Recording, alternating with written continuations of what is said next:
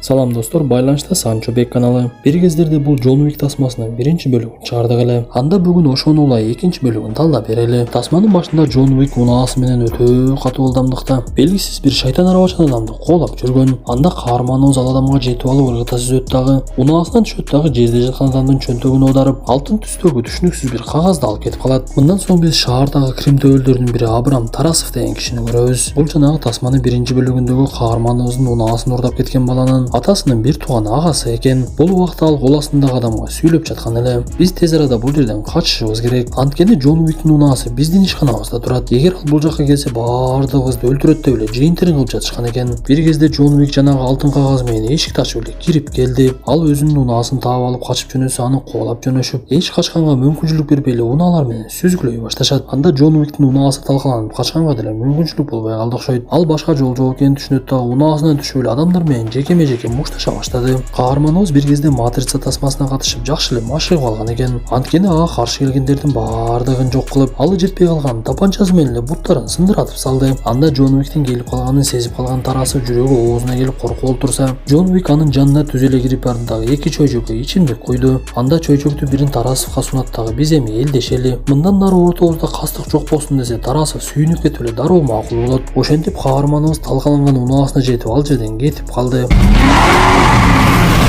Биз мындан соң каарманыбызга бул унаасы эмне үчүн мынчалык керек экенин түшүнөбүз. Көрсө бул унаа Джон Уиктин өлүп калган аялын эстетип турат экен. Анда Джон Уик кайрадан мурдагыдай жашоосун баштап, эртеси Аврелио деген адам келип унаасын оңдогон алып кетет. Андан соң каарманыбыз куралдарын кайрадан бекитип, эс алайын деп жатса эле анын эшигин дагы бирөө такылдатып калды. Джон Уик эшикти ачса анын эски таанышы Сантиньо деген адам экен. Бул дагы жөнөкөй адам эмес, Крим дүйнөдөгү төбөлдөрдүн бири болот. Ал каарманыбызга дароо эле кайрылып, мен бул нерсе мага керек эмес болгондо сага келмек эмесмин. Бир кезде мен дагы сага өтө жардам керек болгон маалда жардам колумду сундум эле. Бул нерсе эсиңдеби деп эле Вески деп аталган орденди көрсөтөт. Көрсө булардын дүйнөсүндө эгер мындай Вески бере турган болсо, демек анын берген жардамына рахмат айтып, мен сен үчүн баардык нерсеге даярмын деген сөз экен. Бирок каарманыбыз Сантиньонун сунушуна дароо эле каршы болот. Анткени ал мурдагы жашоосун унутуу менен аракет кылып жүргөн эле. Анда Сантиньо аккан арыктан суу ага берет деп айтып, адамдар эч качан толук өзгөрө албайт, сен өзгөрөм деп аракет кылбай эле кой. Анан да мага убада кылгандай жардам беришиң керек десе, каарманыбыз такыр эле болбой койду. Анда Сантиньо Джон Уик менен коштошуп, макул дагы көрүшөрбүз деп кетет дагы. Джон Уик эшигин жапкандан кийин унаасынан мылтыктарды алып эле аткылай башташат. Ошентип каарманыбыз ити менен тирүү калат дагы үйү толугу менен өрттөнүп кетти. Анда өрт өчүргүчтөр келсе Джон Уик үйдө газ чыгып кетти дейт дагы ал жерден кетип калды. Бир кезде ал Континенталь деген мейманкана барат дагы ал жердин башчысына жолугат. Анда башчысы каарманыбызга күнөөнүн баардыгы өзүңдө. Биздин дүйнөбүздө эки гана тартип бар экенин билесиң. Анын бири Континентальдын ичинде адам өлтүрбөш керек. Экинчиси болсо векселди бергенден кийин анын убадасын аткарыш керек деп айтат. Сен болсо Сантинього векселди берип, бирок убадаңды аткарбай жатасың. Ошондуктан сени толук өлтүрүп койгонго да укугубуз бар деп айтты. Анда Джон Уик башка аргасы жок экенин түшүнөт дагы Сантинього жолукканы барат. Анда Сантиньо каарманыбызга сенин жескенбир деген кайманатың бар экенин билемин. Бул ишти аткарганга дагы эле сендей адам керек. Эгер буйругумду аткарсаң сен бошсуң деп айтып, өзүнүн бир тууган эжеси Жоаннаны өлтүр деп айтат. Көрсө Сантиньонун атасы кайтыш болуп, каралар дүйнөсүндө Оордун кызы Жоаннага таштап кетип жаткан экен. Сантиньо ал нерсени эжесинен кызганып, аны өлтүрүүнү каалаптыр. Анда Джон Уик ал сенин бир тууган эжең го, аны кантип өлтүрөсүң десе, Сантиньо аны карап, бир тууган эжем болгондуктан сага айтып жатам, болбосо өзүм эле өлтүрүп коймокмун дейт. Муну уккан каарманыбыз эмне кылышын билбей, бирок векселди бергенден кийин аткарыш керек экенин түшүнүп, ооба же жок деп эле анын жанынан кетип калат. Ошентип Джон Уик Италиянын борбор шаары Римге барды. Көрсө бул жерде Сантиньонун эжеси Жоаннаны Крим дүйнөгө кошуу аземи болмок экен. Анан да Сантиньо каарманыбыздын артынан адамдардын бирин аңдыйсың деп жөнөтүп жибериптир. Джон Уик ал жерде жайгашкан Континенталь мейманканасына келет. Көрсө мындай мейманканалар дүйнөнүн баардык жерлеринде жайгашып, жалаң гана кара дүйнөдөгү адамдар үчүн экен. Анан да алар акчанын ордуна өздөрүнө тиешелүү алтын тыйындарды колдонушат экен. Анда Джон Уик мейманканадан орун алат дагы. Өзүнө атайын кийимдерди жана курал-жарактарды ырастап, бара турган жердин картасын карап эле жертөлөлөрдү изилдей баштады.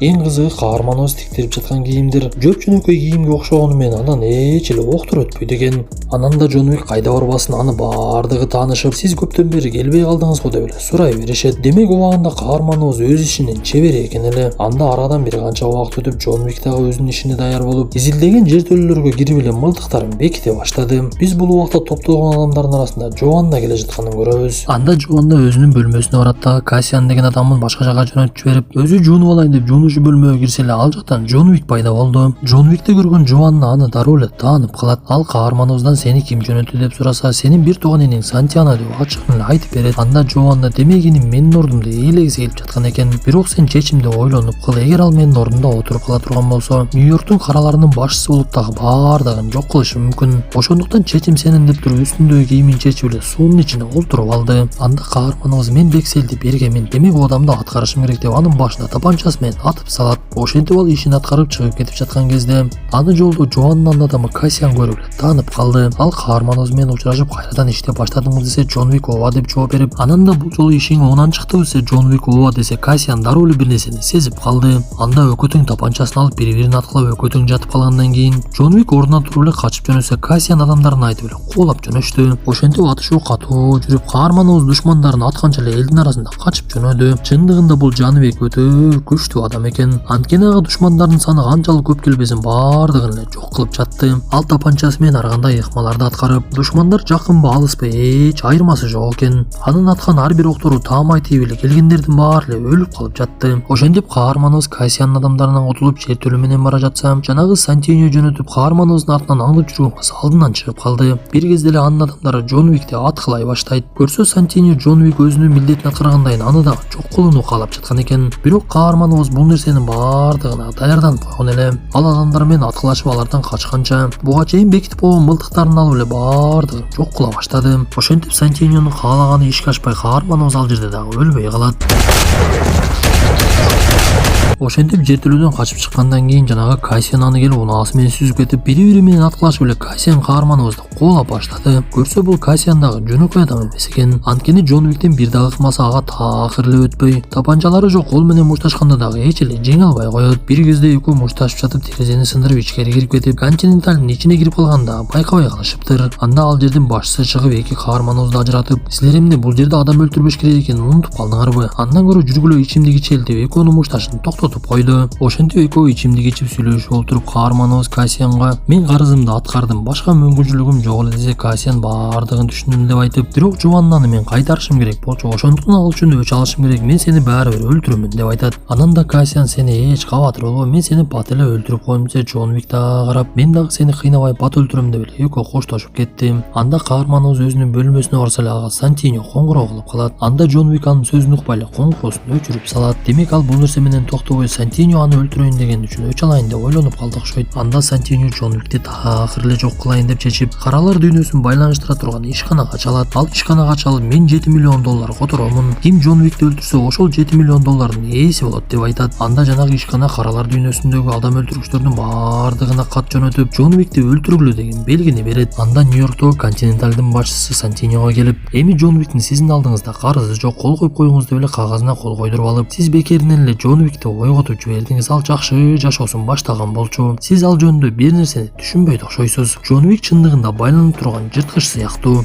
эми кылган ишиңизге өзүңүз жооп бериңиз деп эле кетип калат. Ошентип жанагы адам өлтүргүчтөр катталгандан кийин каарманыбызга чекеден эле асыла башташты. Бирок Джон Уик аны өлтүрөм деген адамдардын баардыгын чекеден эле өзү өлтүрүп салды. Бир кезде эле анын артынан куулап Кассиан жетип келип калып, экөө метрого түшүп алып эле атышып кубалаша башташат. Анда вагондордун биринде адамдардын көбү чыгып кеткенден кийин эки каарманыбыз бычакташып мушташып башташып, вагондо калган кээ бир адамдардын жүрөктөрү деле түшүп калды окшойт. Ошентип экөө тең талашып көп убакыт мушташып, бирок акырында каарманыбыз Кассиандын көкүрөгүнө бычагын тыгып алды. Анда Джон Уик, эгер сен бычакты сууруй турган болсоң канча кат дагы өлүп каласың, ошондуктан кыса турган жериңди кыс дагы, артымдан кубалабай эле отура бер деп эле ал жактан кетип калат. Анда чыгып бара жатса дагы эки адам каарманыбызды кубалап жөнөп, ал качып бара жатып көчөдө отурган селсаякка алтын тыйынды салат дагы менин башчыга алып баргын деп эле бекинип калат. Анда жанагы селсаяк артында кубалап келе жаткан эки адамды тапанчасы менен эле өлтүрүп, жарадар болуп калган каарманыбызды өздөрүнүн жашаган жерине алып барып эле дарылап коюшуптур. Көрсө бул сел-саяктардын башчысы дагы алар жашаган аймакты башкарган кримтөөлдөрдүн башчысы экен. Алар сыртынан сел-сая көрүнүп акча чогултуп жүрүшкөнү менен чындыгында ал аймакты караган кылмышкерлер экен. Анда башчысы каарманыбызды көрүп, сенин өлүмүң үчүн $7 миллион беребиз деп жатышат. Мен эмнеге сени өлтүрбөшүм керексе, Джон Уик ага карап, эгер сен мага жардам берсең, менин сага өтө чоң жардамым тиет. Мен Жованды өлтүрүп койдум, эми Сантьяно Нью-Йоркту карап калат. Эгер ал Нью-Йоркту башкарып калса, сени дагы жок кылат. Ошондуктан аны мен өлтүрсөм, сага эч кандай зыяны тийбейт деп айтса, жанагы сел-саяктардын башчысы ойлонуп эле бир чечимге келип, каарманыбызга жардам берүүнү чечти. Анда ал Джон Уикке тапанча берет дагы, бирок жете эле ок берип койду. Анткени $7 миллион жете эле ок бере алам, андан акча бере албаймын деп айтып, Сантьянонун дарегин айтат дагы, аны узатып жиберет. Ошентип Джон Уик Сантьянону таап алып, элдин көзүнчө эле ачык эле атыша башташат. Бирок Сантьяно ал жерден качып кеткенге жетишип калып, оң колу болгон Гаморага чалып эле дароо эле кел деп айтты. Анда Джон Уик Сантьянону кубалап бара жатып, анын адамдарын чекеден эле өлтүрө баштайт.